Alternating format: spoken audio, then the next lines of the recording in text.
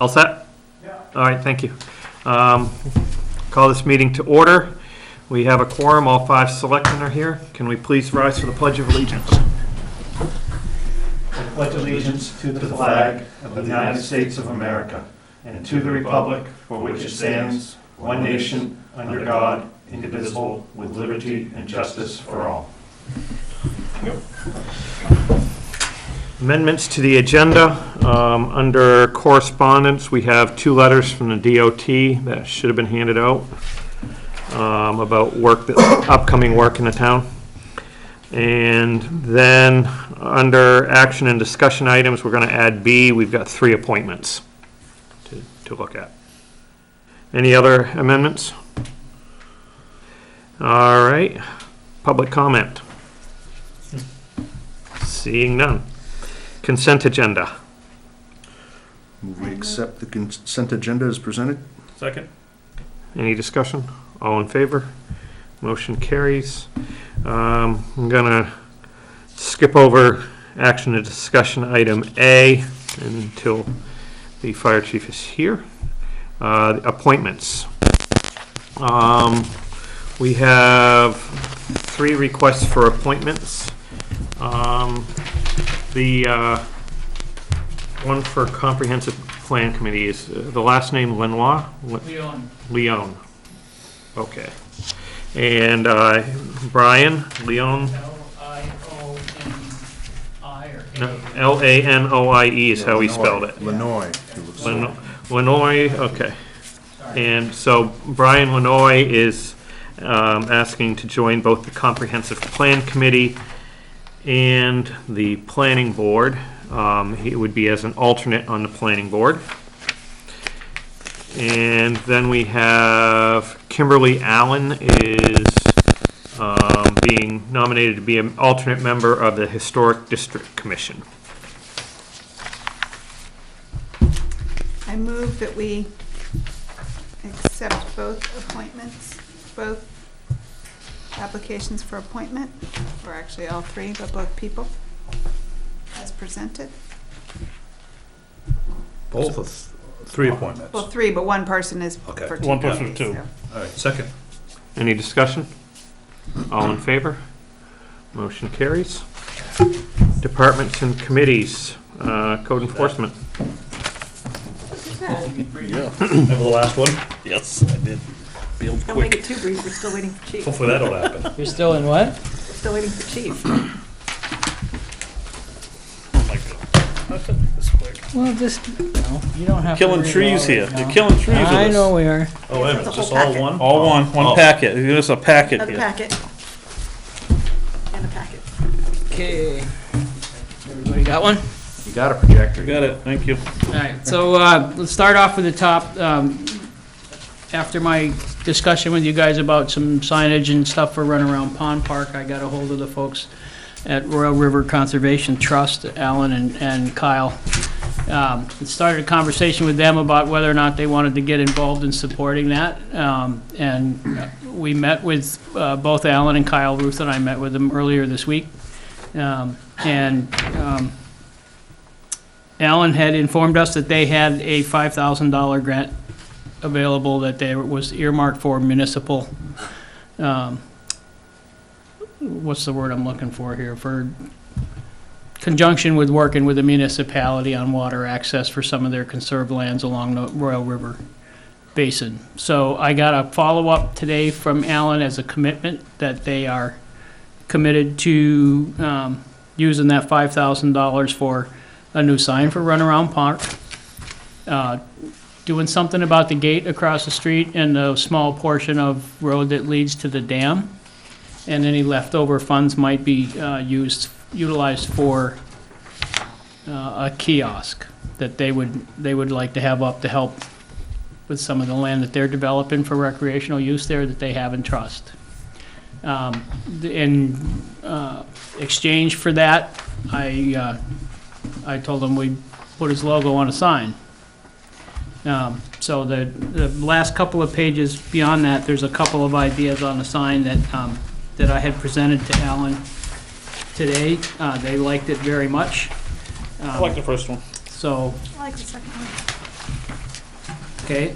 Um, Tell me which one we're going with. The only difference is one says, Well, Durham welcomes you, and the other one says, welcome. I like the one that says welcome. Okay. That's my vote. Same.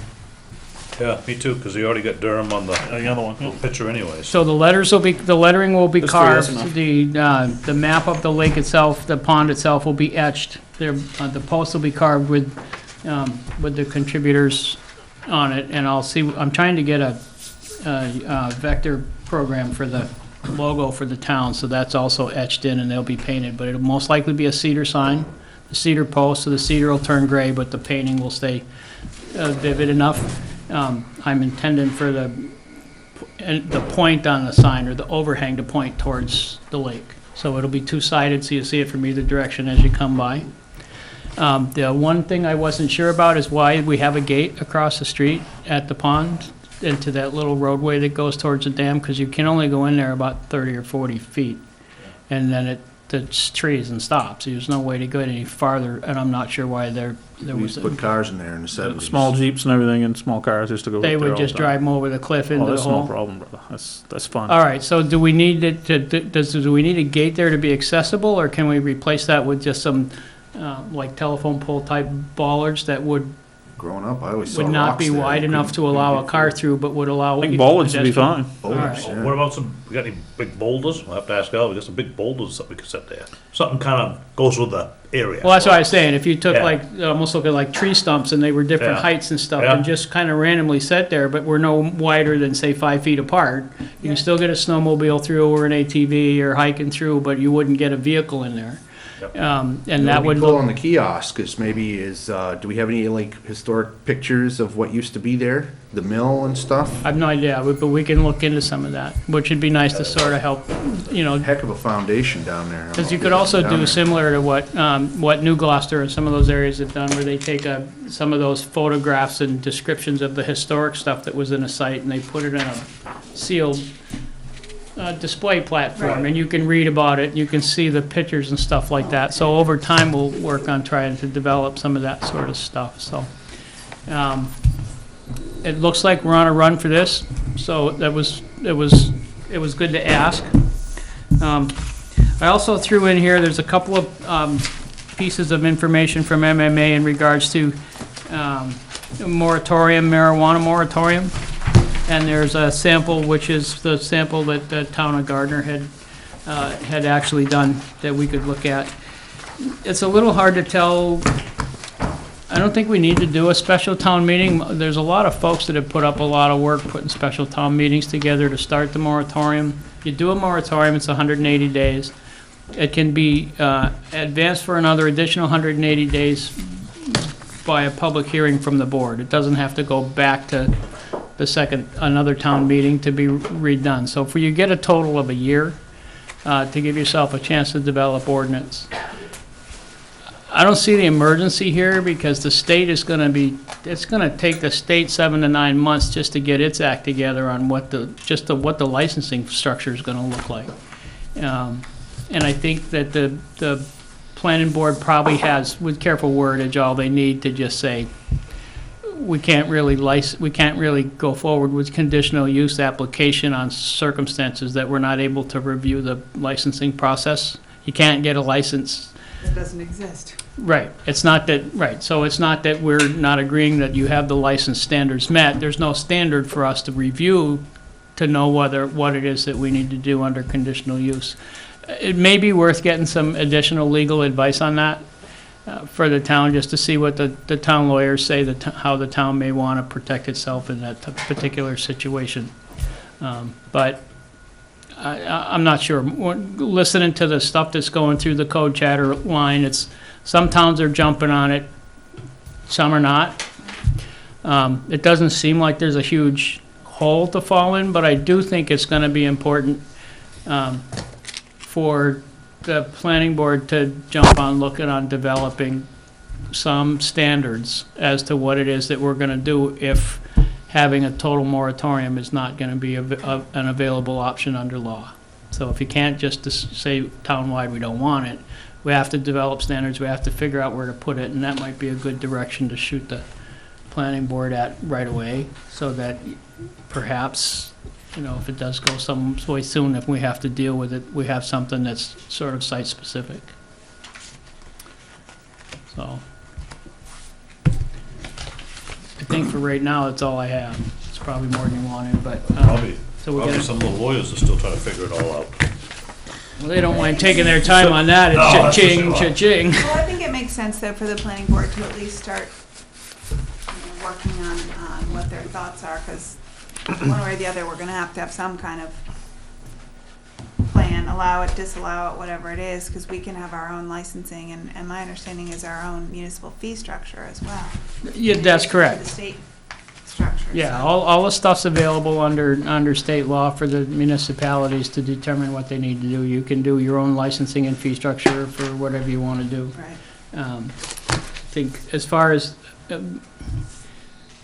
where it gets a little tricky in ordinances, and specifically is trying to figure out how to manage the conditions of the use. If you don't keep those, that type of legislative oversight in keeping with other types of, say, assemblies or uses around town. Right. So the significant part would be determining where in town to put them.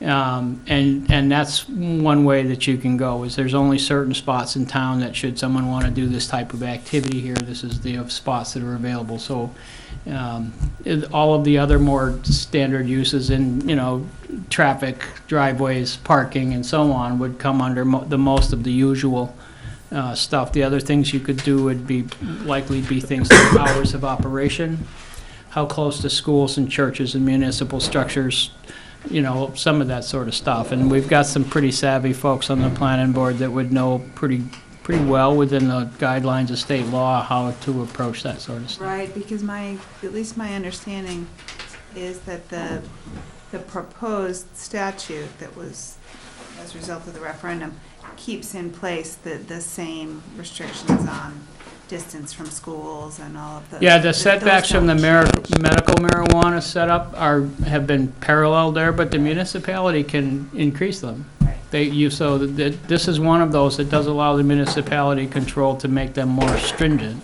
Right. I think it's likely, and I don't know this for a fact, but I think it's likely that an outright ban is probably not going to be part of the program.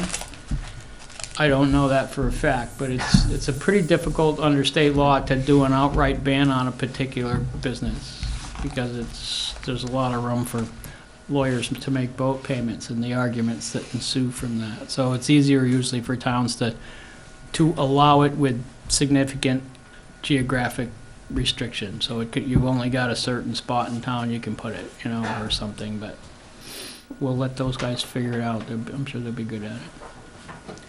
Okay. I don't think I have Do you anything. need to vote else. on the sign tonight? I think you're not paying for it, so I don't know you need to vote on it. I mean, Which one? oh, sure. Yeah. You guys want to throw your hat in on which sign I'm of the looking for the two? first one. I want the first one. Welcome, like the first one, welcome, too. welcome. All right, That's Right. fine. that's the one. So, I'd love we'll to see be- some pics on that kiosk, though. the kiosk is the I've never seen a third, the picture of kiosk what- is the third item, so if we'll have to wait and see some of the other stuff too is some of the funds, and we'll need to talk to Calvin about imposing on the Public Works for doing the install on the signs and the ballards. Should have asked Candace while she was here if they There'd had be a any little- pictures. Expense. They- The Historic Society probably has them. The District Commission won't, but the Historic Society might have them. What was there?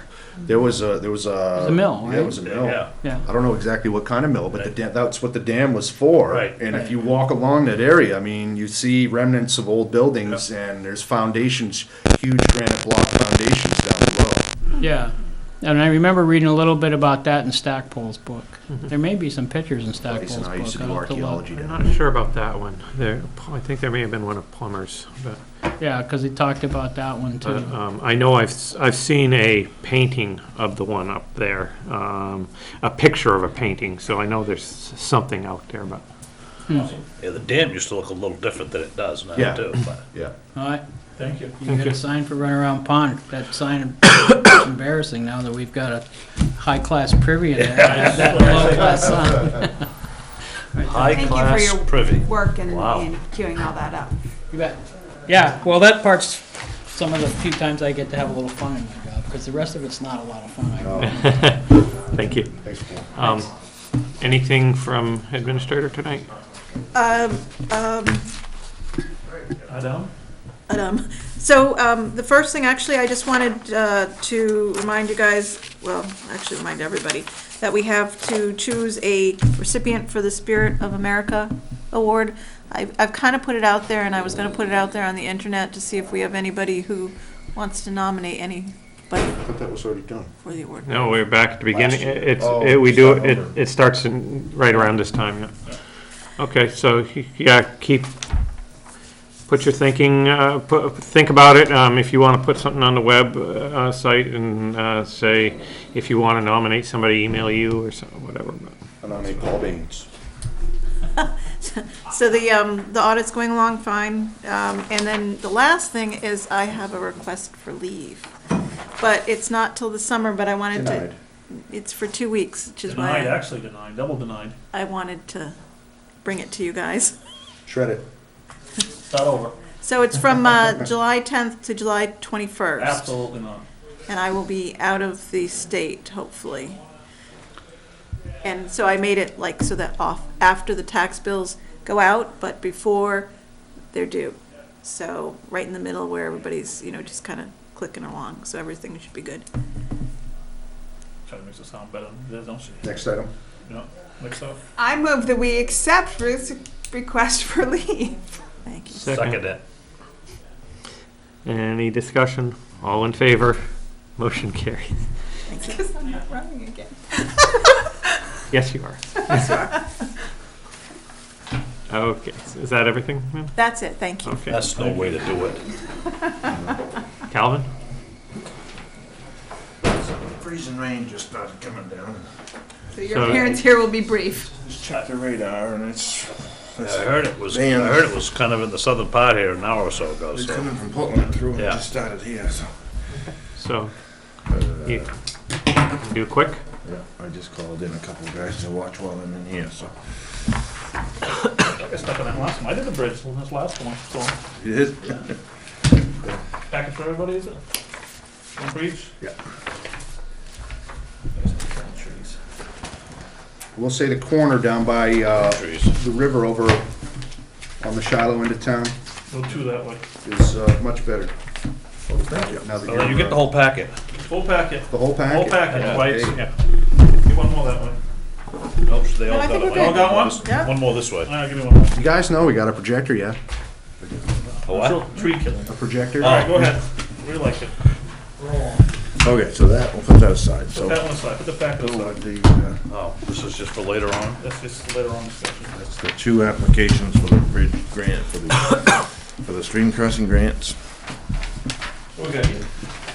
So just talking about the storms we've had, the back-to-back storms, we've had 29th and 30th, we had that 3-inch snowstorm that ended up being over a foot of cement, and we plowed for 33 straight hours and that, the trees all down, and power lines, so our routes were all messed up, we couldn't go this way or that way, we'd have to go around that way to get to this end, and then another truck would have to come from the other way, and that was quite a interesting night.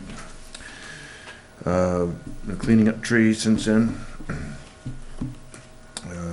The snow was so heavy that we had to take the small trucks to get up the hills because the big trucks, it was just so heavy that the big trucks couldn't push it with the width of the, so we had them waiting for us on the hills before we could punch through there to get them up over.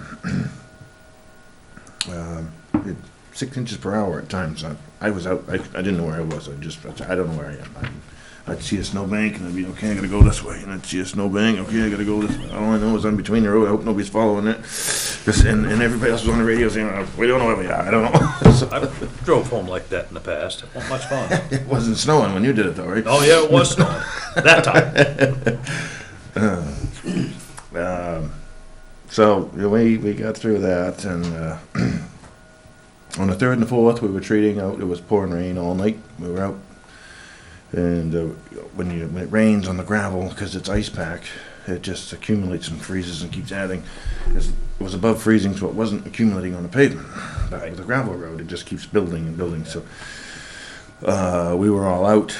So we made a special mix that has bigger stone in it, so that it buys you time on the gravel. You're not having to go right out. It's not just glazing over and becoming useless in 5 minutes. So put the 3/4 inch stone in there, and that gives us time to. And so we had certain trucks out with that, and then other trucks out with salt. So somebody made a comment that a truck went by and didn't put anything down, and the road was slippery, and it was because he had that. You wouldn't want that stone in a. So we had 2 different trucks out with different materials doing different projects. You wouldn't want what was in that truck doing the gravel roads to put it on a paved road. You'd have a rock through a windshield. So every forecast it was going to stay above freezing. And then right about 6 o'clock, it decided to go down to about 31 degrees, and the entire town froze. So we were, fortunately, we were all out here. So we had, but it still made for an interesting commute in the morning. And one of our trucks was off the road over on Davis Road, and we had to get back. Got one stuck in the driveway too, didn't you? Oh, I think that was the one. Yeah. And so we got that one back in the road. It just turned ice immediately. Trucks were just sliding, and so the commuters were doing the same, I'm sure. So when it freezes, unfortunately, it doesn't freeze just this road and then that road. It's the whole 75 miles is frozen at once. So it takes an hour or hour and a half to get that all treated. And so that was an interesting morning. We're working on stream crossing permits. You got those here? Applications. Still working on the budget, and still working on the road scenario for this year's plan of attack for overlays and chip seals and rebuilds.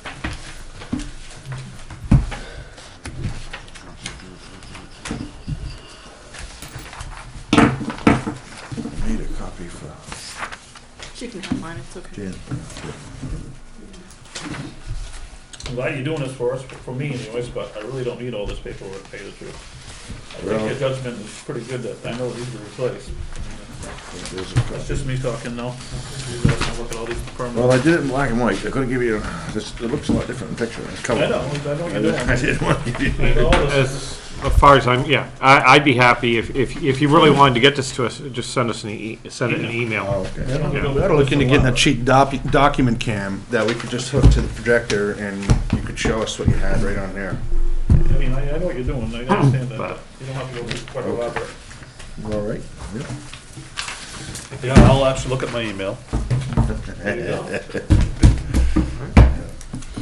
That was say 40 pages. Anything Yep. else?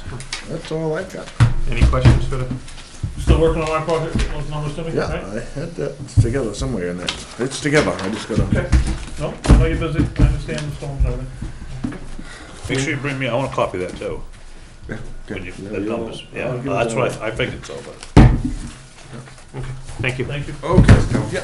All right, have a good night, safe night. Two. Chief, Yeah. Safe report your report first, and then we'll. Yeah.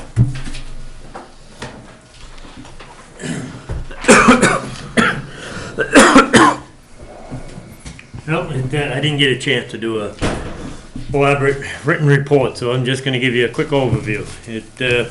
Homeland Security grant check for 2015 is here, it's in this envelope. But I could need the envelope for a minute, it's my report. Hazard mitigation, Saves paper, I like that. yeah, I definitely saved paper tonight. The hazard mitigation, I attended the meeting on January 5th for starting the process. The next meeting is February 16th. At this meeting, they just really kind of went over everything to bring everybody up to speed on what it actually is. I haven't had a chance to sit down with Calvin because it primarily focuses, if you've never seen one, and actually the plan should be stored here somewhere. Plus it's, I believe, up on the county EMA's website as well, or the county website, but if you've never seen one, most of its focus, 99% of its focus is actually on roads and stuff like that. I did, so that is and in all fairness to Calvin, don't get after him yet, because I haven't had a chance to sit down, so I don't know how familiar he is with this, but I didn't save paper in this aspect. I did make copies, they're two-sided though, so I guess I did do some, it's just a single sheet. But that's our list of projects that were on the plan 5 years ago. You met my boss, didn't you? So and we have to update them based on if they've been completed with local money, add any new projects, stuff like that. But I'd love to, as we move forward, obviously Calvin has to be the one that, I just work on the plan. Calvin has to be the one that takes advantage of the grant. Twice a year there's grant money available that will pay a percentage at, I don't know if I wrote it down or not, but a percentage of the project, and a lot of what you have to do can actually be in kind or in-house services and stuff at their rates. It can't be at your rates, it's at their rates, but, anyways, next meeting is February 16th. I may actually come back to one of your next meetings. I actually think I have one of my granddaughter's graduation is February 16th, so if it is, I will not be attending hazard mitigation, so maybe Calvin, or maybe I'll have to come back to the board and ask if somebody here, or Curtis. Curtis is the assistant EMA, but I'm not sure he's ready to jump into the fire like that. Where was it held? Lewiston, in the All the county towns. EMA. All the towns were there, right? Well, Lisbon was there, weren't they? yeah, Lisbon was there, Public Works and the EMA director. You had my boss there. Auburn was there, the Public Works. It's really, the plan is more focused on Public Works aspect of it than it is really. Is that the on same place EMA. we went last year? Yeah, it will, I don't think I went with you for the No, but I went training to- seminar under Lewiston Central Josh and Fire I- Station. Yeah, It's under Lewiston Central Fire Station. yeah. And the What next, time of day was that? What's the date on that? the February 16th one is at Yes. 5:30. That's off there. What's the day? What's the day? Thursday, I think? Thursday? Let me know. I'm gonna go I to think that. it's a Thursday. You can't go? Kelvin don't wanna go? Oh, wait a minute, I can tell you right here, maybe. You got it right there? Let's see, that's January. Before I get outsmarted by my phone. Nope, I don't have it. It's, it quit. Oh, wait a minute. I'm pretty sure it was a Nope. Thursday. 16th, you said? Yeah. It is a Thursday, yeah. But anyways, that's the next meeting. The next meeting, what they're hoping to have is kind of, and I'll need to meet with Calvin before then, is they're hoping to have kind of a rough idea of where the projects are, what new projects we might be looking at, and stuff like that, so. Not overwhelming amount of work that has to happen between now and then, but a little bit. But we've got about a month to get it done. Any other questions on that? Nope, okay. Just to kind of update you on the recruitment process, I'm a little disappointed. The recruitment process, I reported we brought in 5 people in the since or through the recruitment process. Well, we actually had one of the new recruits, and they were actually a spouse of another member. They're moving to Florida. I've lost the same number, and I've lost it in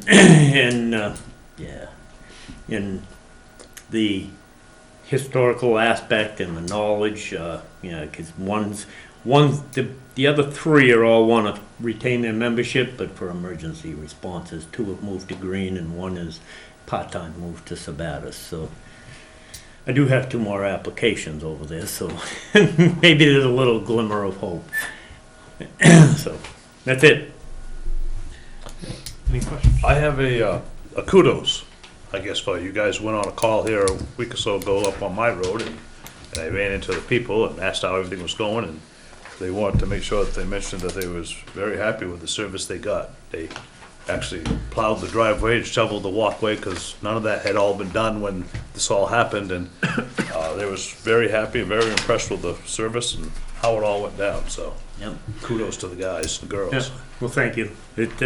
And I'll kind of, Keith was the one that plowed. Yeah, he did, Keith- yeah, she said that, yeah. Keith quite often will, when we have calls, he can't always go on the calls, but more often than not, he'll come off with plow route if he's local to try to make sure the driveways are open. I was gonna ask you what happens with a call in the middle of the snowstorm. Do you have a plow truck at the Keith station? tries to, occasionally we'll call for Public Works if it's icy. A lot of the driveways are bad icy right now.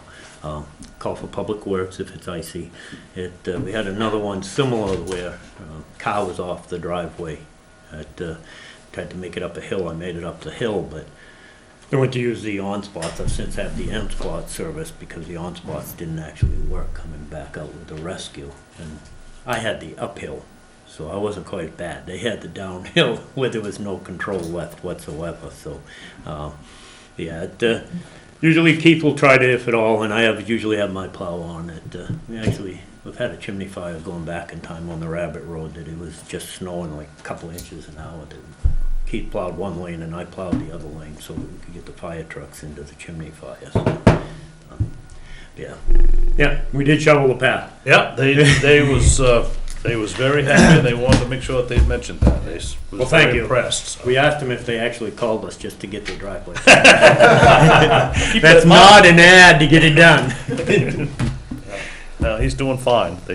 Everything is good. They don't know why it happened. So that's the bad part. Yep. Yeah, I actually spoke to his wife about it and stuff, so, yeah. All That's right, it for my report. okay, budget, Ready? Yeah. just go. Pile of papers. I didn't know you guys were gonna be ready to go right into it. All right, how would you like to do it? I don't have the full capital replacement plan updated, but I'm assuming you have the budget, the cover sheet, Yeah. well, it lists the projects and stuff like that. The other one, it's in the cover sheet, the projects are listed, but I just don't have the capital plan all updated accordingly. Has it been transferred? So how would you like to proceed, and what sheets would you like to use?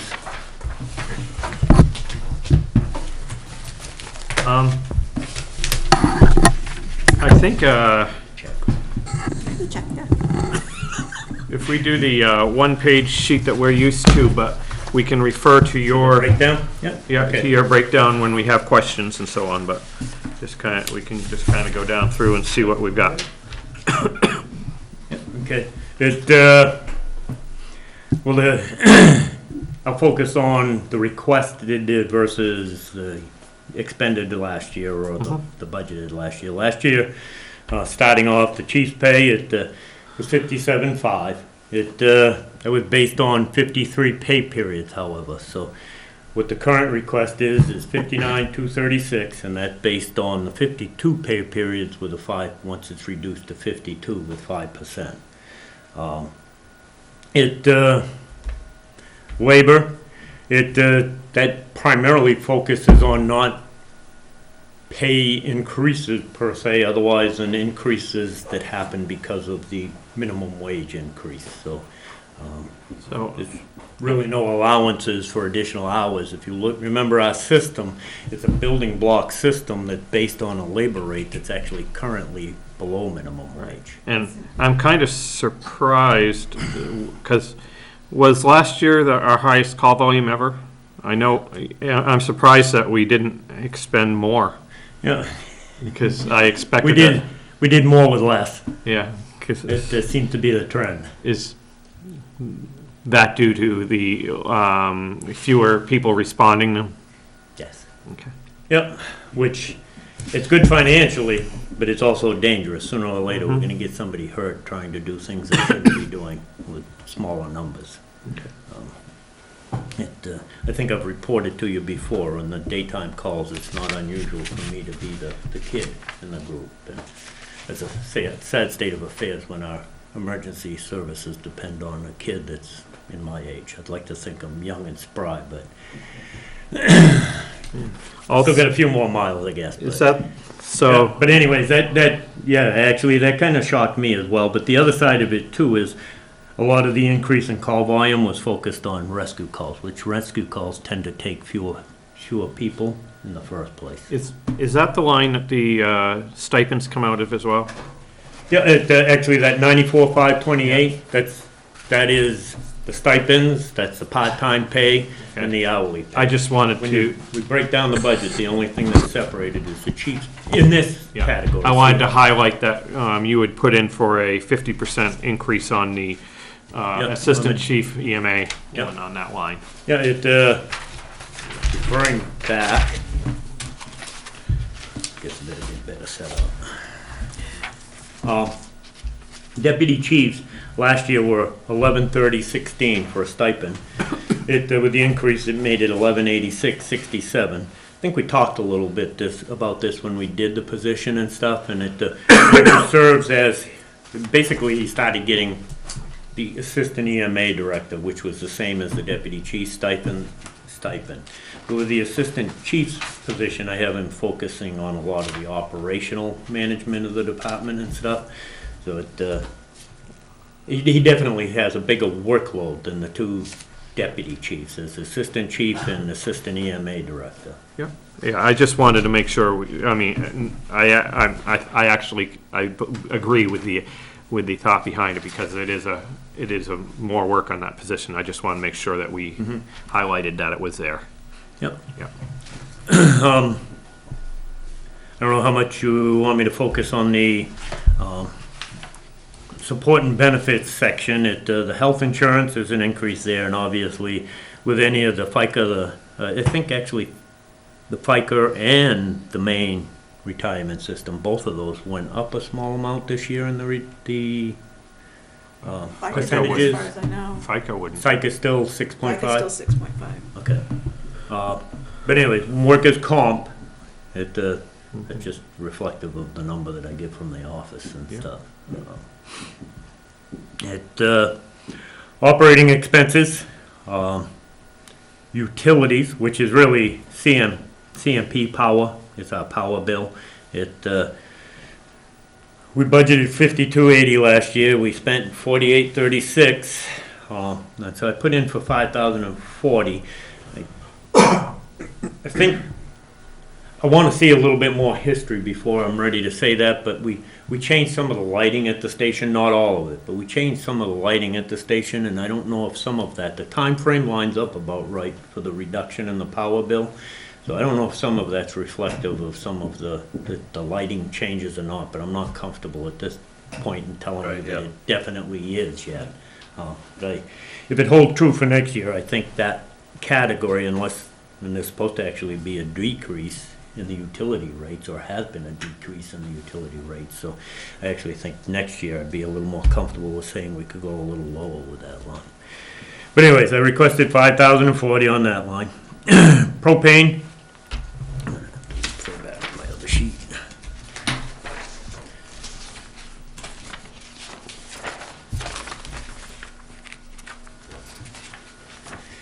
Propane, we actually used 3,195.2 gallons last year. So my estimate is for 3,600 gallons. I believe our current rate per gallon is $129.9. I utilized a rate of $1.40 per gallon. So last year we had budgeted 6,480. We expended 4,105.34, and the request is for 5,040.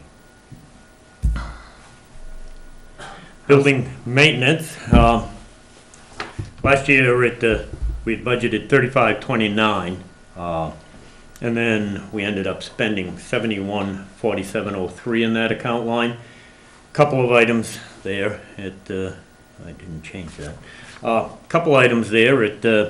We did under cleaning. That one is substantially higher. I put in 300, and it's at 12.55.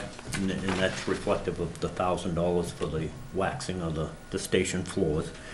And then the other one that's substantially out of whack is the repairs, and that's reflective because where we had to do the gear extractor repair. You look puzzled. No, I'm just wondering why there's a $140 difference between what we have on our sheet and what's on his sheet.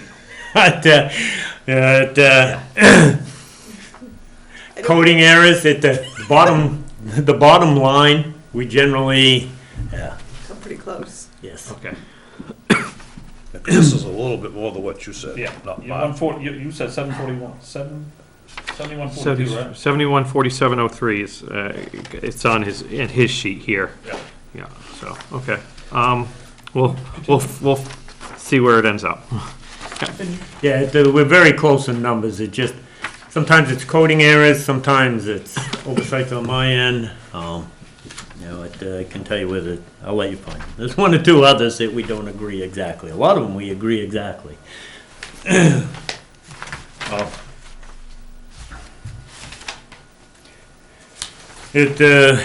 Questions on building maintenance?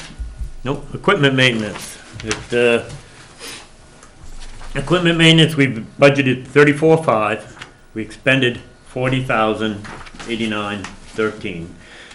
The request is for 41,850. Going down through them, EMS was one that was substantially, and a line that was substantially overspent in my breakdown. Couple of things. One was increased call volume, because as I said before, the primarily was in the EMS area where our increased call volume was. And the other piece of it was we put the Knox Vault and the backup camera on the rescue, and that was over like 3,600 in expenses right there. So, I see you have down hoses here, quite a jump, huh? yeah, well, moving down now, I'll cover hose next. The hose, the reason the hose has a substantial increase is we test our own hose Monday nights. It lasts about 7 nights. It's probably the most dangerous thing we do, and the biggest opportunity for a workers' comp claim, because we lay out the hose. One, liability lies on us saying that it's passed its test. So that line incorporates, the increase in that line actually incorporates $2,950 to hire Failsafe to come in and actually do our hose test. Most of the other tests we hire. So it's not for replacement of the hose, it's for testing? No, that one, where it's equipment maintenance, any of the test procedures and stuff like that for any of the equipment. Actually, SCBA's flow tests are about $1,500 annually on SCBA's. So a big portion of SCBA lines, I think this year was $1,450 was for the SCBA flow tests alone, not actually repairs. Same thing with pump tests. When we go to pumps, that line doesn't just cover pump repairs, it covers the pump tests, which... So you no longer do that hose test, you're gonna try to have? Well, no, that's my recommendation, is we no longer do it. It's the biggest... One, we bring in people for the 6 nights for the test, and probably 10 guys. Does every fire department do that, or is it just? No, actually, most of them are gradually going away and hiring somebody to do it. They come in and usually in 1 day's time, they test it all. They don't put wear and tear on your apparatus, use fuel. They just need a water source and somebody to maybe move out the apparatus. They take it off, they rebed it. Is that monthly or? No, annual. We have to do an annual test on Annual it. test? Yep. Yeah. Thank you. But anyways, that actually incorporates a $2,950 change in my recommendations on how we do stuff.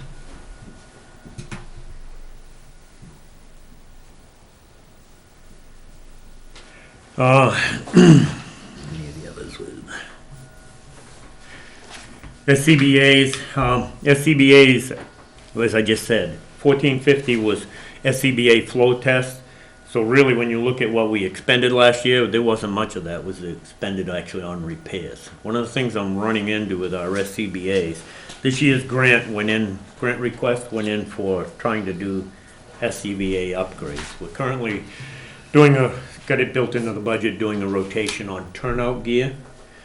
But SCBA's, when we got the grant back in 2005, I think it was, we had them all up. We replaced 10 and had 8 of them upgraded. Even though those 8 were upgraded to meet current standards, as far as the manufacturer date's concerned, it's like 4 standards, 5 standards, NFPA standards. They update them every 3 to 5 years. So where I'm headed with this is they won't repair those SCBA's any longer. Also, and that won't replace SCBA's. That has nothing to do with replacing them. That actually is just because repairing them is more expensive now.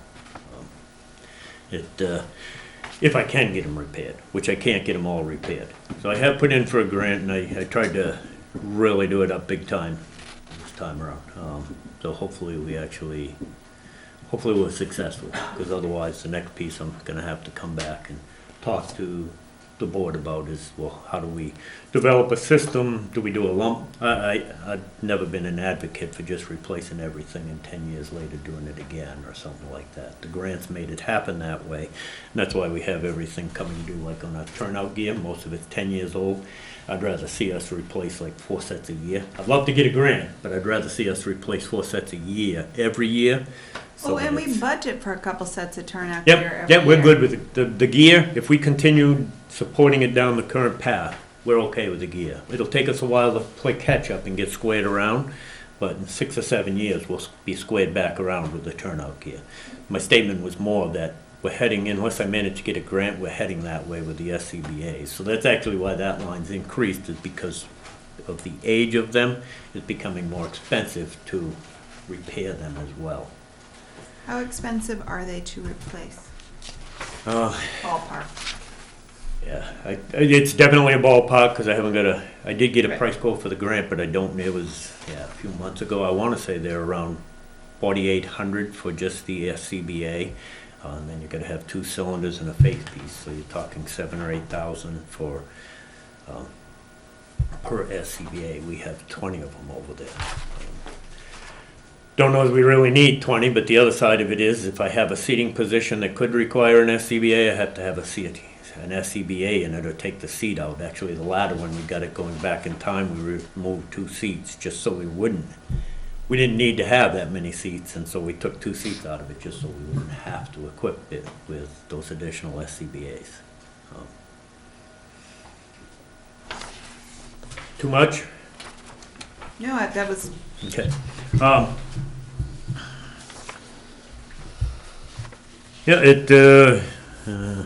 Hydrants, there's a reduction in hydrants. If Calvin and, or the roads and the department are gonna work together the way they have been, all we really need to do is do the parts. To this point in time, I've kind of been doing, you take care of me and I'll take care of your stuff, and it's worked well. So if all we're gonna have to do is the parts in the future, I'd say we can drop that down. 500 may not need to always be there in the future as we progress. Extrication, I reduced that slightly based on last year's expenditures. Going into last year's budget year, they'd given me a quote of $1,300 to have it serviced and inspected, and came back at $866 was the final bill. So unless we break something, that 1,000 is more than enough. Ladders, that line 1,700 was budgeted, and we expended the 4377.94. That includes that repair to the nozzle on the ladder that we just did, as well as we have a testing company as well to come in and So it's test just out. not last for apparatus repair. What's that? That more or less is an apparatus repair more than it is a ladder expense. I mean, Yeah, you that was for the truck. could It really wasn't put to a it in ladder. either. That's It your is- lump- you It kinda was lump on it the in ladder. ladders. It was on the ladder, so that's why I put it under ladders, as part of the maintenance and upkeep of the ladder, and as part of maintaining a certificate on the ladder. Stator Uh, dollar. But so that includes that. That was engine 24, right? What's that? That's engine 24, right? Truck 24. Yep. Yeah. Apparatus 24. Yeah.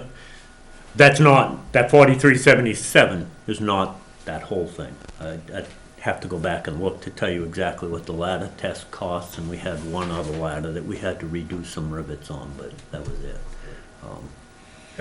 Thank you. Apparatus maintenance, we had several big bills on the rescue and on, the repairs were on engine 22 for the brakes and, So there's most of it's routine stuff, but yes. So there's your apparatus maintenance right there below it. What's that? That's your apparatus replacement. Yeah. Maintenance below it. Yeah, Put the ladder on. Okay. right. Whenever it's something mechanical or something like that, the stickers, the oil changes, the filters, tires, anything like that, you put it under apparatus maintenance. What did the harness go on? Was that the harness? The harness for the ladder, he put on the ladders. Was that That's on the ladders. that was the ladders? Okay, No, that's he- the on the nozzle ladders. thing you were talking about. Yep. Okay, Right, he didn't put on the Okay, apparatus. yeah, he put on the that's ladder. fine. Okay. Generator maintenance, we underspent that, but I left it the same because we've had trouble the last couple of storms with the generator, starting when we lose the power and stuff, so I gotta have an electrician or have, the generator company come in. Hunters usually does our oil changes and service work and stuff, but I need to have somebody check it before it doesn't start one of these times. On the other day during the storm, it ran a day and a half or something like that, and it was critical to keep things operating, so I left that one at the 800. Yeah, and the miscellaneous and the hazmat. The hazmat, I didn't spend anywhere near that amount. Bottom line is, if I end up replacing one sensor in one of the gas detectors, it's going to be close to that 300 just for the one sensor. It primarily focused on span gas. Span gas has a shelf life, so primarily focused on replacement of span gas. Questions under equipment maintenance? What does miscellaneous include? Yeah, miscellaneous is the flashlights, repairs and maintenance, anything that doesn't really fit in any one of the other categories and stuff. I know the budget committee's And gonna ask. it can just, if miscellaneous, it used to always be a source of contention. If it is an issue, I can definitely, most of the stuff, it may not be a pure fit somewhere else, but most of it I could fit somewhere else. I don't think it's a big line. I'm not nervous, but I know it's gonna be asked, so. And the hazmat. Gonna show you that. The hazmat, Small item maintenance. Yeah. Yeah, the hazmat's what? hazmat is the gas detectors. You bump gas? You bump testing? Your gas monitors? Yeah, we have to How much is it to go get them tested? get them tested. I don't know, never checked on getting them tested. Did I get mine tested, every 3 months? We do our HCN detectors. We do have them come in and test those, just because it's too expensive and the shelf life is far too short on Hotel, HCN. hotel room, yeah, fire safety does ours. I was just wondering if it's, get it done every 3 months? No, actually, we do our test on ours monthly and after every use. Because whenever we get called out, it obviously gets used, so it's recalibrated after every use. We use ours every week, yep. Okay, I just wanted Any other questions on equipment maintenance? Nope, okay. Training. Training at 4,800 on license, well, 7,700, we spent 6,785. Requested 7,700 again. Pretty close in most of the lines. Licensing, 4,800 was budgeted, we spent 3,513. Especially if we're gonna recruit members, that takes no time to eat up because most of the licensing, I think you actually have one on, is it on the warrant tonight, one of the licensing classes? They tend to, basic license, it's over $1,000 for the classes between the testing and the books. Firefighter 1 and 2, that class is $650, $675. Anyways, that's what Fire Academy would cover, is firefighter 1 and 2, fire officer classes, any long-term commitment that would actually get I shouldn't say tangible, it's not the right word, pro board accredited certificate out of, like fire officer, fire instructor, firefighter 1 and 2. But those are the ones that come under fire academies. Schools tend to be the weekend class or something like that, taking, going to one of the fire attack schools, taking a class on truck operations or something like that. That was $929.50. Training aids, actually, it is $1166.82. In part, a good portion of that actually went towards the purchase of upgraded CPR training mannequins. Questions? Okay. Yeah, let's see, before we go on. All right, I'm following mine instead of yours. I don't want to keep going on mine. You want one of yours? Yeah. I can follow yours pretty good too. All right, transport services, we budgeted 49, 18 for intercepts, paramedic intercepts, and 3,100 for billing fees. We spent 4780. 1,600 of it went towards intercept fees, and 3,180 went towards ambulance billing services. It requested 49 again. Just out of curiosity, what's the Z4 at 200? Because that doesn't add up to anything along there. Is that just something, a remnant from another time that hasn't been deleted? Or? Yeah, Okay. it is. Okay. Thank you. I don't believe in copy and pasting. I would never do that. Yeah, I guess I better make sure that's gone in the future. While you're doing it, you might want to look at the dates at the top. Oh, yes, I was just noticing Dates that. am I looking at? Oh, at the Expended- top of the column. Requested 2016. Yeah. Yeah. Huh. I'm assuming these are I 20. did the top one. I did the header. There you go. And you did page 1. Just page 2 and page 3 didn't. Yep. We'll get that. Yeah. But anyways, last year, we're on track this year with about the same calls at this point in time. I just can't imagine we'll exceed last year's call volume. I actually think it might go down just a little next year. I'm hoping it does. Last year, we finished last year at 400 emergency responses, so yeah, right now we're at 9 and today's at 10, so we're a little behind our one-a-day average, but we're making up ground for in the last couple of days. So I think most of that will tend to run about the same. Going back in time, the intercepts, actually, some of them were exorbitant fees that they were charging us, and they seem to have gotten a lot more realistic and taken a look at it. And I think are looking at it more from a mutual aid perspective. You checking my math?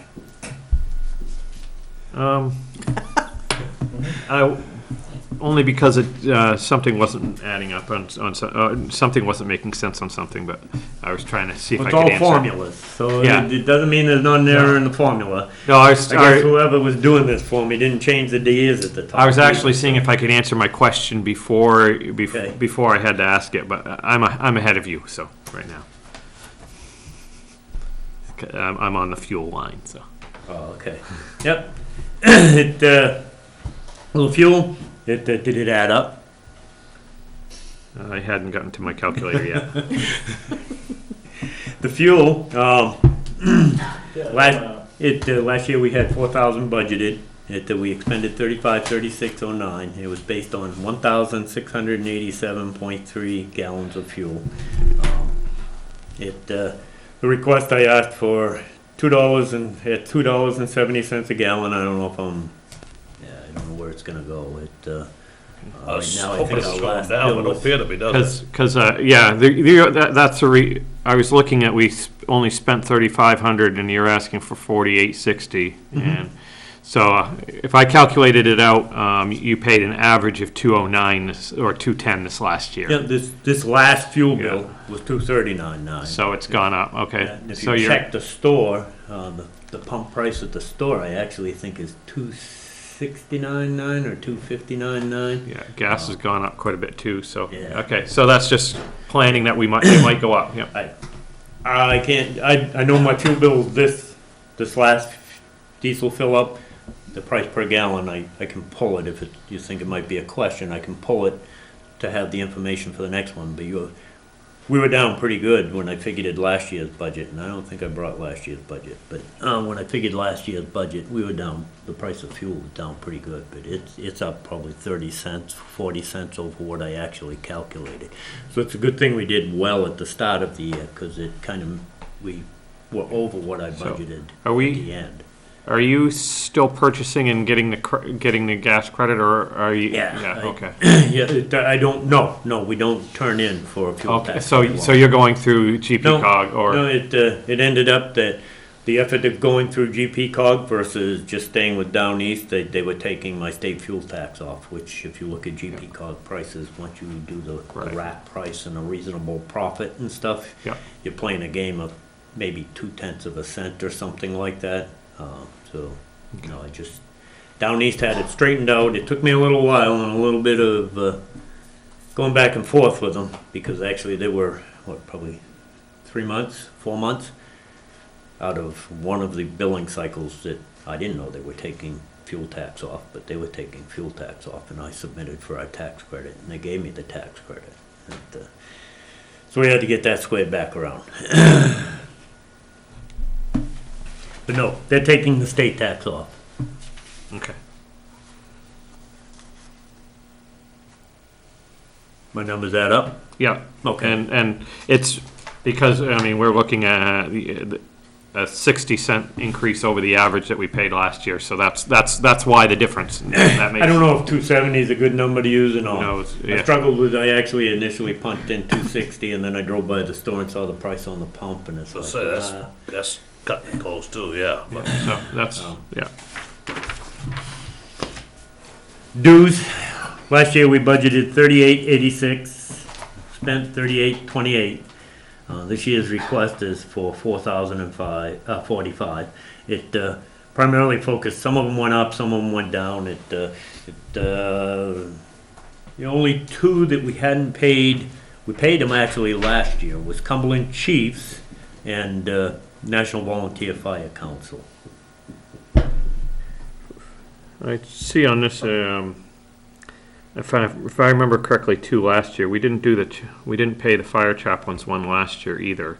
Is that one that we're, Could be, I don't know if he just hasn't submitted, they haven't sent him I haven't got an Yeah, invoice. And 'cause- usually it relies on him coming to me with an invoice for me to pay it. right, because if I remember, I don't know for sure, because I don't have the paperwork from last year, but it seems to me that we didn't, that we paid It nothing could in be, that I didn't go line. back and look, it could be.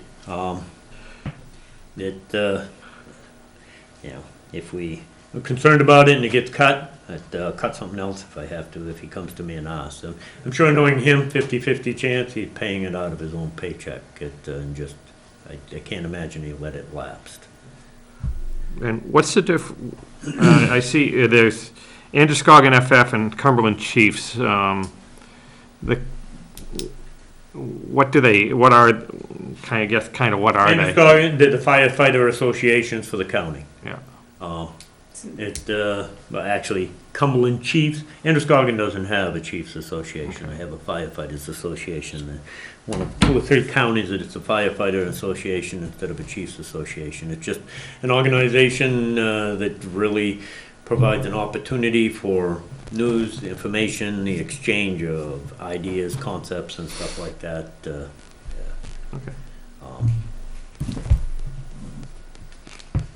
I don't know what else to say to describe it. Yeah. Androscoggin, we usually have people in attendance.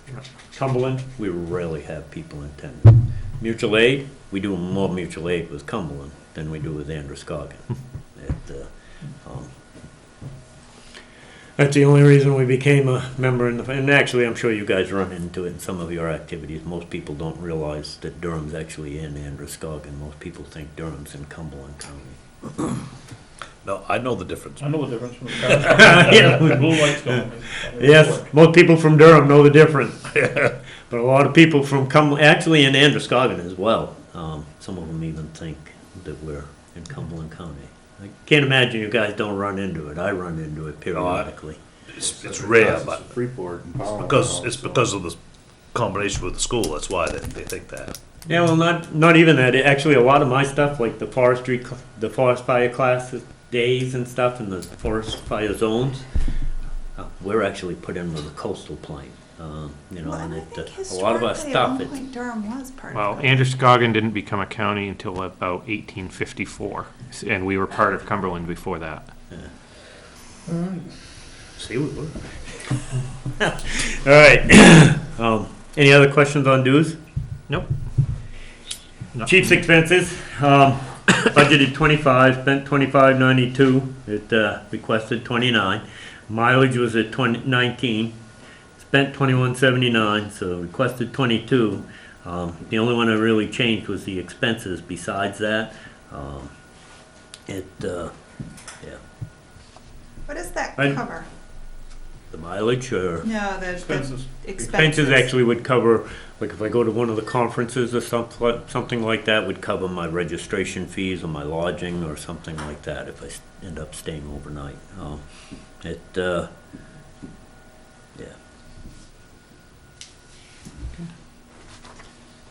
Questions? Nope. Prevention, we've way underspent that, and part of that is a reflection of staffing issues. You know, it's primarily focused on our efforts with the school, and our efforts with the school have really lagged this last year because we just don't, between the call volume and the number of people we have kicking around during the daytime and stuff, we don't have the staffing to interact. So, budgeted 7, spent 302.45. That one usually is traditionally underspent, but not as grossly as that. Personal safety, budgeted 15.011, spent 16.077.01, requested 17.994. Most of the stuff in the lines stayed pretty much the same. Going down through, where we really overspent was in respiratory evals. The 40 at 142 reflects an increase in the cost of a respiratory eval, and it requests, I think, probably accurate numbers. Respiratory exams, I don't have to do it on everybody every year, but it goes on age. And once somebody gets to 40, I have to do it every year. And it probably 40 and over counts for 75% of the membership on the department is now in the over every year category, as well as anybody new, no matter what their age is. I have to do the initial one, and then it ranges from 1 year, 2 years, or 3 years. So a little bit of an increase there, primarily based on the cost increase and really reflective of what we ended up spending this year on respiratory exams. Face pieces kind of goes along with the SCBA. Those are SCBA pieces. This line here, just the SCBAs are assigned to individuals, so that's why we separate it in the first place from SCBAs, and actually that'll buy, at best, 2 face pieces, if the prices don't go up. Turnouts, you talked about turnouts, and we did increase it to 3. I think for now, 3 we're good at. I think down the road, we see where things end up resting.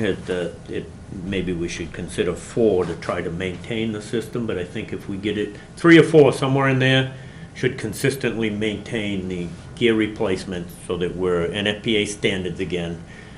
Maine hasn't adopted it, but nevertheless, manufacturers and repairs, we can't get repairs. We got one company that'll do it, but once we lose them, we have nobody that'll repair it if it's over 10 years old. What does a turnout consist of, head to toe, or? No, turnouts are a pair of pants, a pair of ski pants, and a winter jacket is what they are. You get the suspenders with them, but it doesn't include the boots, the helmets, the gloves, or the hood. Okay.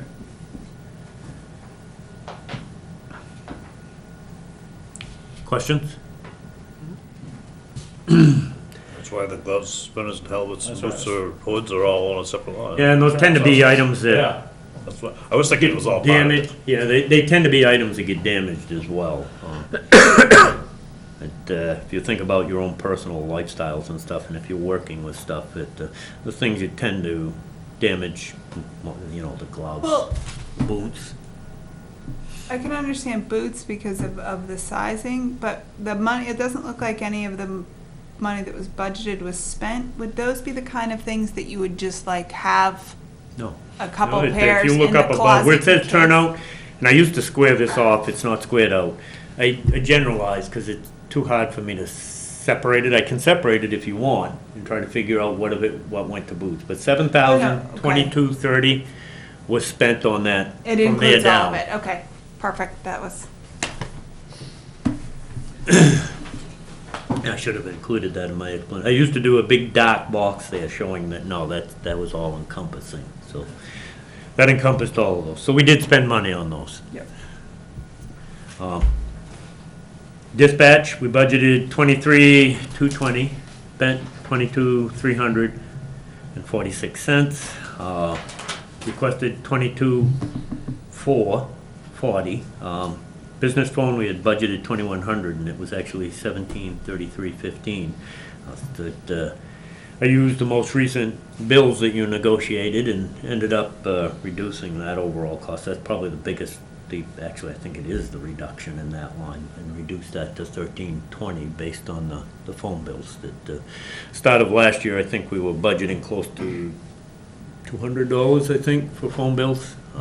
But after, we've got the different contract there, our phone bills tend to run right around the $100 mark. A little over, a little under, right in there. Questions?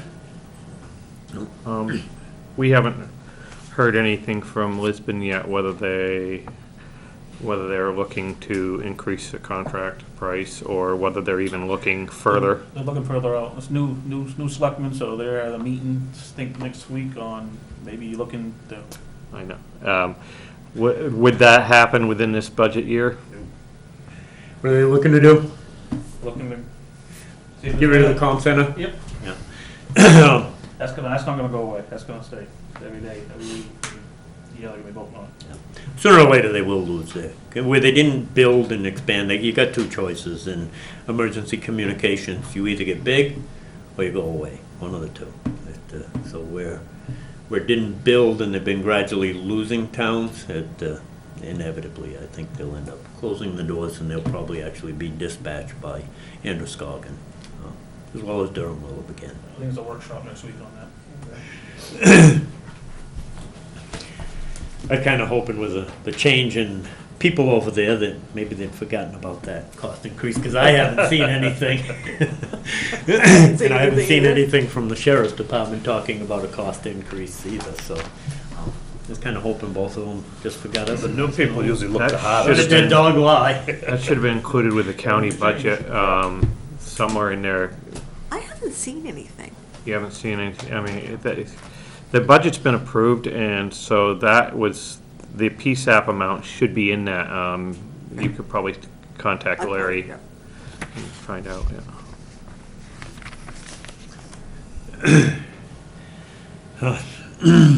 More questions on dispatch? Repeater. Yep. You can see if it's a 200 again, maybe we spending it. Yeah, well, I put it in there because it's rare that I don't have something, whether it's the battery backup or something. I didn't have anything last year. Other years, actually going back in time, we did the move, and I think shortly after that, I had, in 1 year, I had to replace the cans on it, but yeah. Okay. 200, in all honesty, if something goes wrong with the repeater, $200 is not gonna make a difference one way or the other. The only thing it's gonna take care of is a battery backup at best. Yeah, I ain't want to hear, but okay. It doesn't matter, yeah, but How- okay, I want it. How's the antenna extension doing? Good, That we good. had this year. Yeah, a couple of people have expressed interest, and I've sent them both to see Durago Wireless, because they're the ones that actually did the work and stuff. It'd be great that if the sheriff's department wanted to cohabitate, I guess, to me, the selectmen should negotiate a deal where We some don't of pay any it plays PSAP? into our PSAP costs or our dispatching costs or move and stuff like that. So. But you've it's improved the radio. Improved the radio range drastically. Every once in a while, we'd struggle with truck traffic from Auburn Pownell Road, Stackpole Road area, and the first thing that helped was moving it from Brickyard Hill. Even though it's higher, it was off there, and so when we got off in the distance where the radio transmissions and reception were bad to begin with, it was hit or miss. A lot of times we'd have to go on talk around to talk to base, because then that would cut Brickyard Hill out. But then when we did the raising of the tower, it improved some with the move. With the raising of the tower, we actually most of the time can talk to portables from base. So.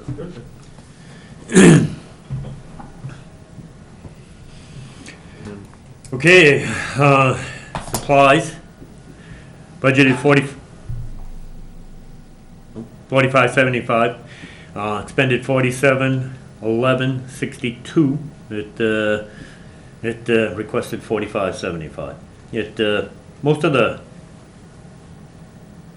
over expenditure was focused on that one computer, which covers our off-site backup, computer maintenance and computer repairs. I've been talking to I didn't include it in the budget because I personally feel like the offsite backup, I'm good with it, but there's got to be something that we can do collectively as a community, because We're working on it. it just frustrates me to no end, some of the invoices I get.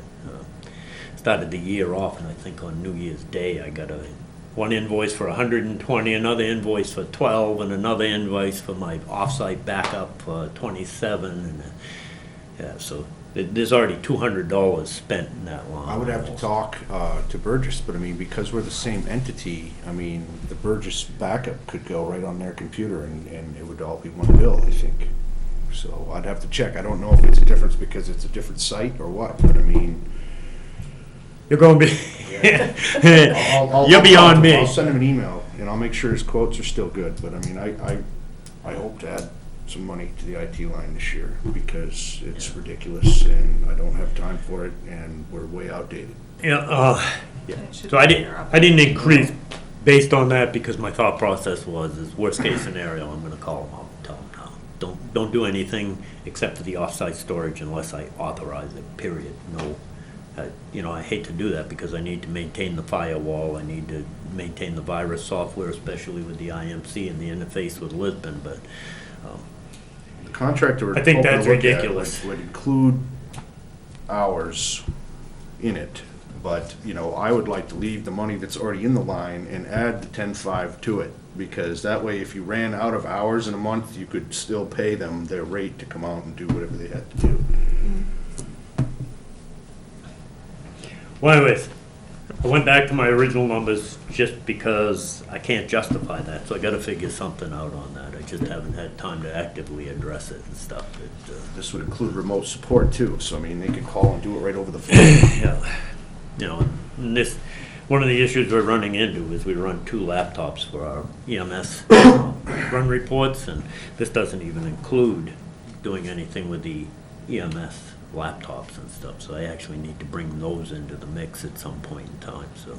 yeah. Office supplies, you think you're gonna use? But actually, a lot of the office supplies, I mean, it was 18, we spent 1294.14, and I requested 18 again. It was, I really just used the same numbers over again in that line, not necessarily, like I said, it's like going down below the miscellaneous mark.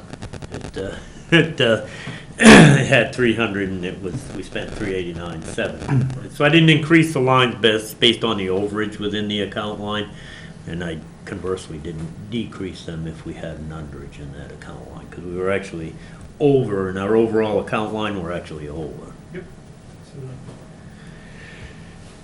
More questions?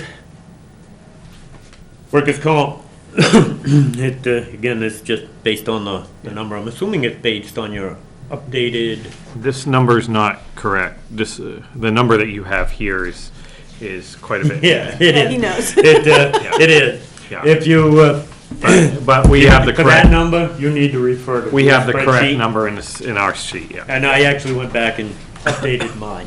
It's just, she'd already Yep. run all those with my bad numbers. Yeah, I'm gonna go through the My numbers. bad again. dates up to the top at,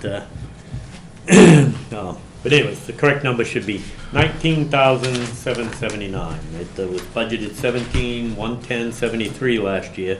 We spent 17,918.59. Oh, let's hope for an accident-free year. We just keep having these.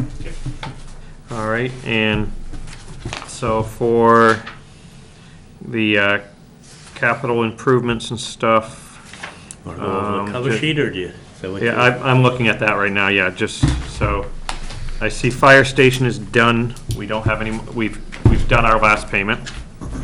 Yeah, pretty excited about that, actually. Yeah, you're asking for 50,000 to go to the capital improvement account, Yep, up that's- from 45,000 last year.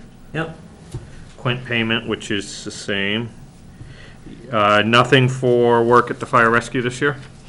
No, I have some other projects, but we need to focus on some of the other things and stuff and some of the internal things. I do have 2 or 3 projects, but I really need to step back and take a look. The other side, and I think I've talked a little bit about this, is But as we start to do some of the transitions, I'd like to have some work done in the modular. But I actually have I got some Walmart grants that we've managed to get and stuff, and I'd like to, as we progress in the year, I'd like to talk to the board about doing some of the work in the modular, breaking it into offices on our side. But I think I can do that mostly with the Walmart grants and maybe some other grants and I stuff, think so. Home Depot and Lowe's have some grants too, but I don't know. I've never put in for them, but that's actually where a big part of the AMVETS upgrades happen and Right. stuff like that. But, I was wondering how you can get, because I saw like Topsom and a couple other places got something for firehouse subs, yeah. Yeah, I actually have the information, I haven't put it in. Yeah. But, I was actually gonna hit you guys up, as the year progressed, about several different grants. We also need to upgrade our cardiac monitor, I think we can do that with grants. I'm hoping, as long as the town maybe putting some grant match towards it, but we need to upgrade cardiac monitor. Oh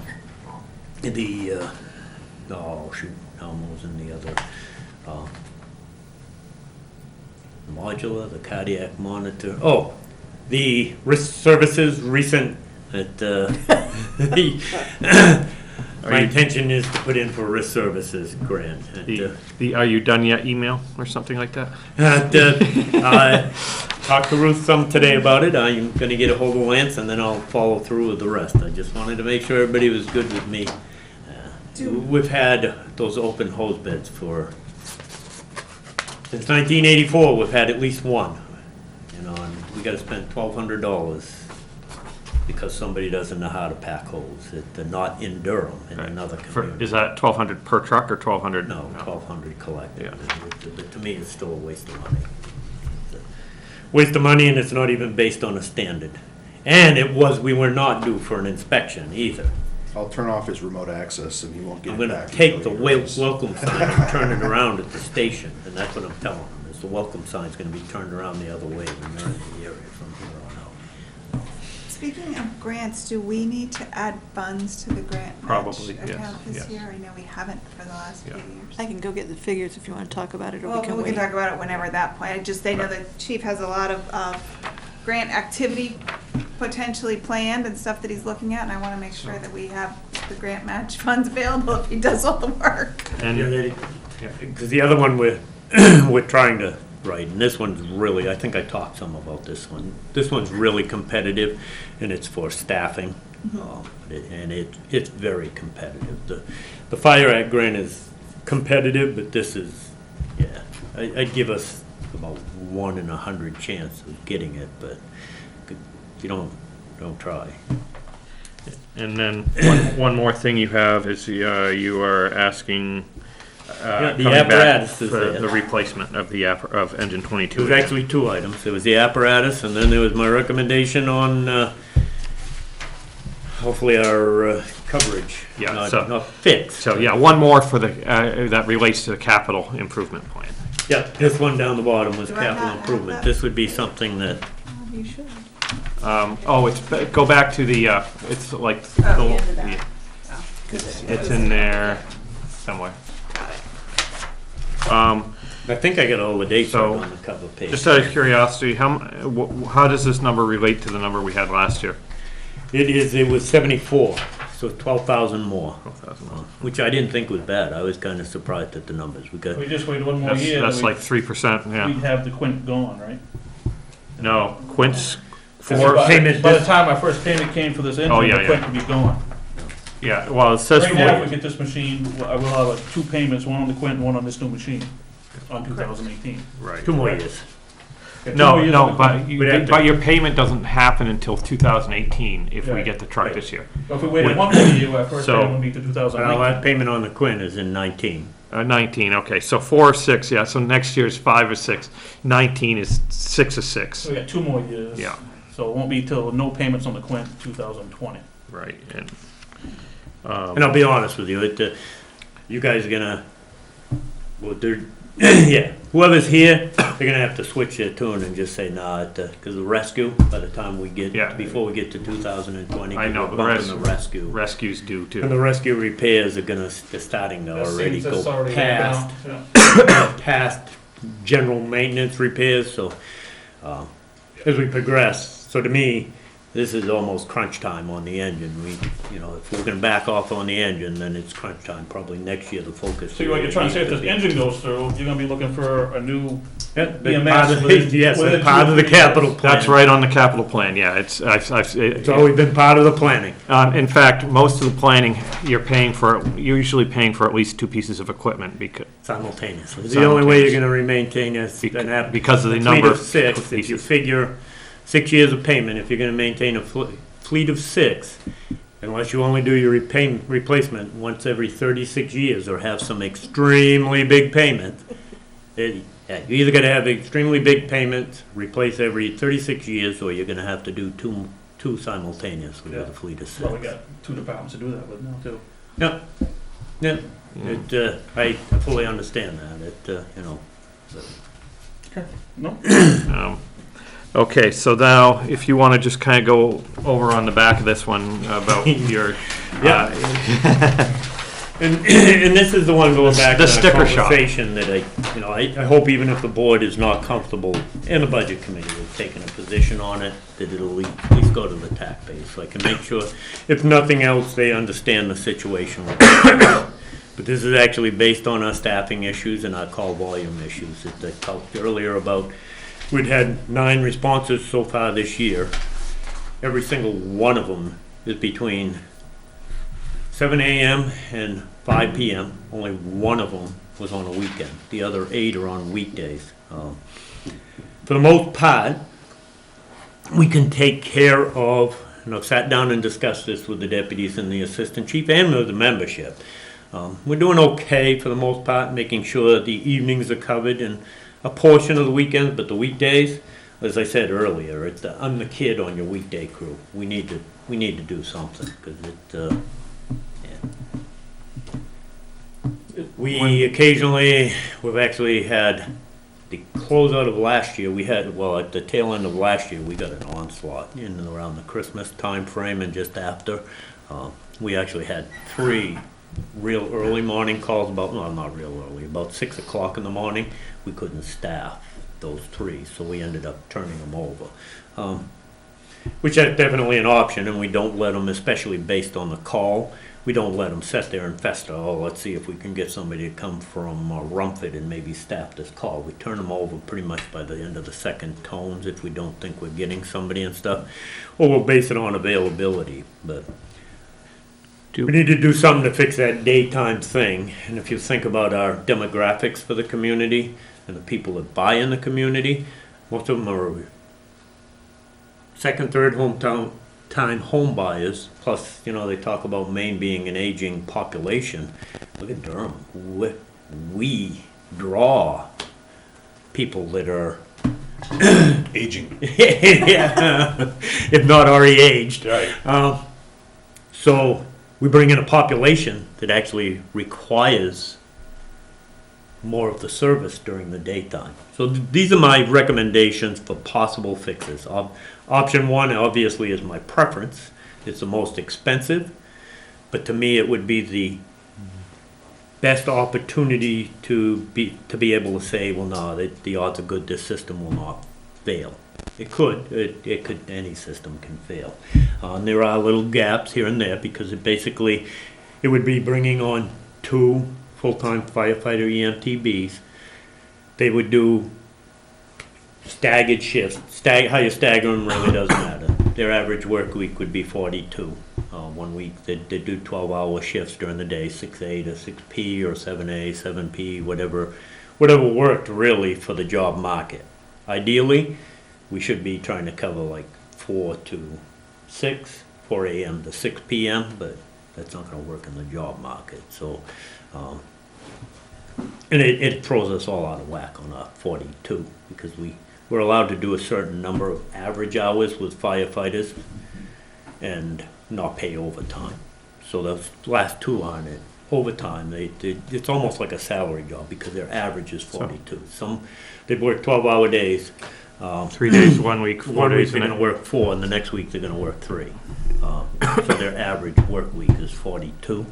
And that establishes their overtime baseline though as well. So anything over 42, you can write it in there and make it more than that as long as you're below the threshold for state law. But anyways, that obviously is, to me, the best recommendation, but it's also the most expensive. I roughed the salary at roughly about $16 an hour, $16 to $17 an hour, and benefits. Put it in for like $52,000 a piece. It actually came out to, I think, at the 16, about 35 or something like that. But it's never going to happen that we're going to have them for just 42 hours. If there's a call, we can't change them out when they're on the call. So we're never going to have that. But anyways, the backfill and the overtime, because obviously initially there'd be no vacation, but eventually there's going to be vacation. And usually in most municipalities and actually a lot of businesses, it's an unfunded liability, staffing or backfilling for vacation time and overtime. But anyways, if I put 5,000 in there to cover that piece of it, stipends for weekend coverage, because we would actually have one person, and this plan relies on using the chief and the part-time person to give the driver, so that you have two people. You can mostly time do one rescue call consecutively. You can't do 2 or 3 unless you bring in people. But it would rely on the part-time person and the chief to be the drivers, or to make sure they have somebody that's available to drive. And that's why on the weekend, the part-time person and the chief would not be available, and that's why it says the stipends for the driver. And then the evening coverage, part of my solution, I hope to fill the gaps that we currently have in the evenings, because people don't want holidays, people don't want weekend evenings, stuff like that, is to hopefully if we put a stipend on it.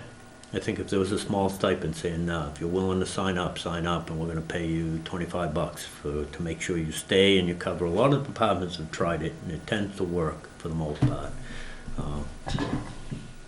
It's not a cure-all. That piece of it's not a cure-all, but the cure-all gets really expensive. So, but anyways, that option 1 package, my estimate is it's $135,050. Option 2 doesn't have any full-time employees. It utilizes per diem staffing, but there's a higher level of risk because you're actually playing the per diem market. You're doing the price wars, and you're basing it on people's preference and availability, and being able to get them to sign up to come to Durham to do their per diem time. Most career firefighters, not most, but probably half the career firefighter EMS personnel out there do per diem staffing in other departments and stuff like that. So that utilizes per diem staffing to cover that 12 hours for 7 days a week.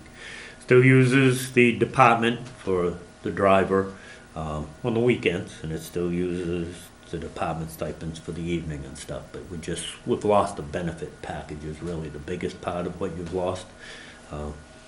You've also lost some of the commitment. So you'll get a little more risk because now I'm not a full-time employee. I got a chance to work at the other place. One of the biggest things when I talk to people that they tell me for issues with that type of system is I got a chance to work at my full-time job and get overtime, so I can't make it in today. Blackball them, but if you really need them, they know you're kind of over the barrel if you're playing the per diem market. So there's a little more risk to that one. I doubt very much if all the shifts would end up being covered. And then and that one was $96,130 is what I estimated. Option 3 was utilizing per diem staffing, only doing it on weekdays. When everybody, for the most part, the membership is gone, and use per diem staffing weekdays, along with for that firefighter EMT, and utilize the chief and the part-time person to give the driver again. But then on the evenings and weekends, paying a stipend to get in-house coverage for weekends and evenings and stuff. And that package was $83,962. And obviously, as we go down, they're in my preference, and 2, they're in the level of risk that's associated with them as well. How come make an option there, outsourcing completely? I have option what? Outsource this all completely to another ambulance company. So then you ain't gotta worry about coverage or nothing, you're outsourcing. You We ain't gotta could. worry about maintenance to our equipment or the, because none of this has any, all your options has the maintenance of a vehicle on top of your cost for the taxpayers too, along with what you're talking for the money. I mean, It's not my recommendations. If the board wants to make a recommendation to outsource it, I did, and I thought that's think what I we were, told the I board thought that's that what we I were had doing, is actually getting looked prices well, on on outsourcing. outsourcing it. I wanted some You know, there was prices. some discussion about pricing. I wanted for to know what it external cost. coverage when we needed it. I mean, I can't give you a yes or no on either three of these, all knowing what it's gonna cost if we went elsewhere, I would hope you, like Pownell or anybody else does. yeah, I would hope you wouldn't give me a definitive yes or no anyhow. I'd hope you'd put the townspeople Well, in I'm a gonna position say where the they had townspeople, to. these are the only three options we got. They had to. Obviously more out there. Yep, but it, to me, when I looked at the outsourcing, it's not something I'd recommend. Going back in time, I've recommended that we do a local ambulance, not because of necessarily all cost savings. But that's up to the taxpayer, right? With that? That'll be up to the taxpayer. Yep, yeah, not up, just based on cost savings, but also based on the fact that, the level of service and stuff with, we provide the same EMS level, but the time for response, for Well, some people are gonna get them quick. Other people, going back in time, it was nothing to wait on a good day, 30 to 40 minutes to get a rescue on scene. No, Bill, I need So, a price on outsourcing here, or these three. To give to the public. I have an unrelated question. Looking at your options, do you have any concern that there will be any tension or friction between the members of the company that are coming out as who've been part of it and are getting paid No. less than now all of a sudden you got these two people that are full-time with benefits and this Yeah, other there gig always is. And there always is, no matter They've what got you an do, opportunity there to apply. always They've got is. an opportunity to apply. Yep, there always is. where we're coming out, or, my sense is you've been kind of just on the edge of turning around some morale issues and what have you. Are we potentially going back down the wormhole with morale problems with some of these? No, they definitely, you've created a two-tier system where I'm not getting paid as much as the other guys, so. Right. I just didn't, you have a better sense of the personalities and the pulse and whether or not it's gonna be a problem or not.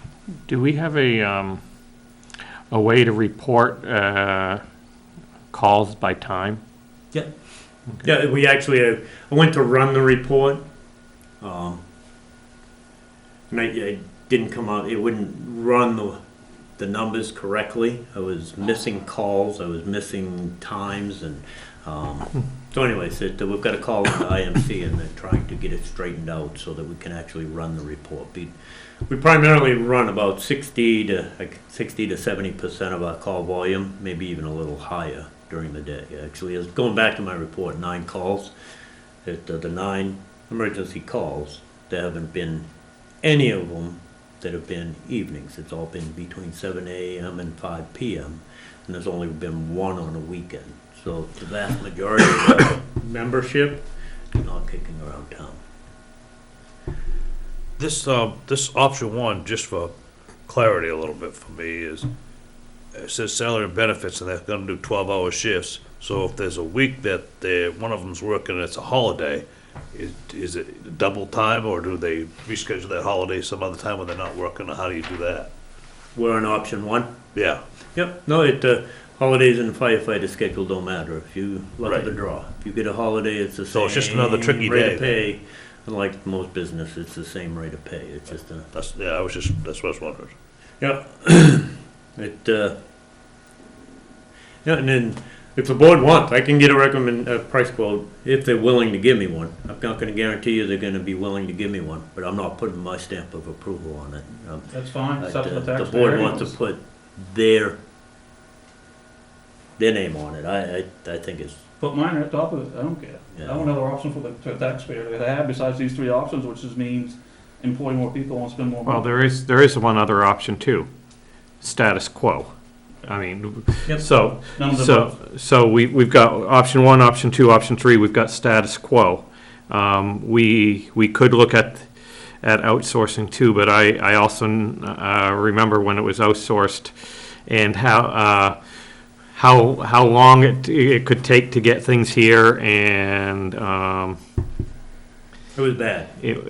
and back then, it was only $4,000 or $5,000 a year, I think is what our contract was, and so on, and now it's gonna be, many times that, but, it's, Like I said, I'm just trying to Yeah. give the public more and more options, that's all. Did you get feedback from the surveys that went out? As far as, There were some surveys that went out. well, that was asking part, people what they- that was part of the comprehensive plan committee. They probably, I don't even know if they've, I'm guessing, right? I don't know. I saw an insert go around that was asking people what their expectations of service were. That was the comprehensive plan. Compre- I'd say, yeah, it must have been And I'm not sure if that's been compiled yet or not. It has, but I don't know what the I mean, we can, compilation was if offhand. We should hear what that said too. I mean, as far as getting the opinion of the people in town, so. but-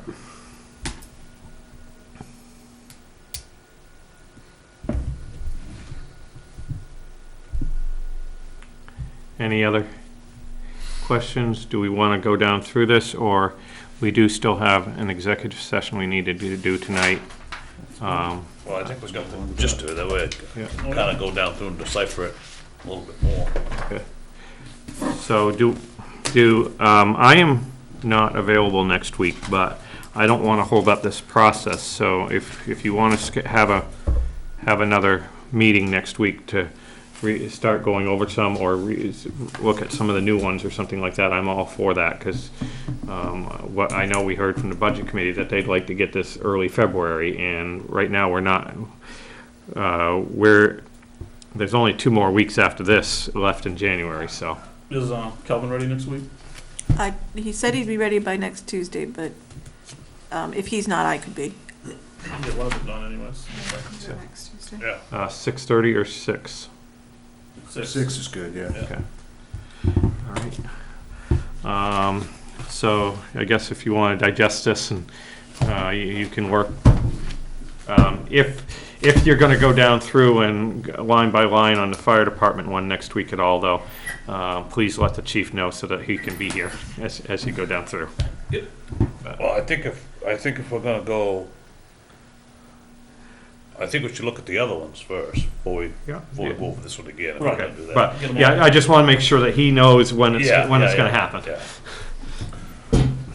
Okay. So for now, I think we're all set on this. Okay. And we'll be going back over it at some point, and we'll make sure you know when we are. thank you. Thanks, chief. Selectmen's comments. Regular selectmen's meetings will be held here Tuesday, January 24th, and Tuesday, February 7th at 6:30 PM.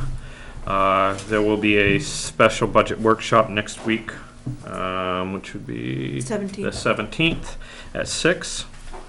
Note that there are nomination papers available for 2 selectmen, 3 budget committee members, and 1 school board member, and they're available at the town office now. Do you know when they need to be in by? Middle of February, I think. Yeah, that's what I thought, but next meeting we'll have a date on that one. Yeah, no idea. All right, I move that we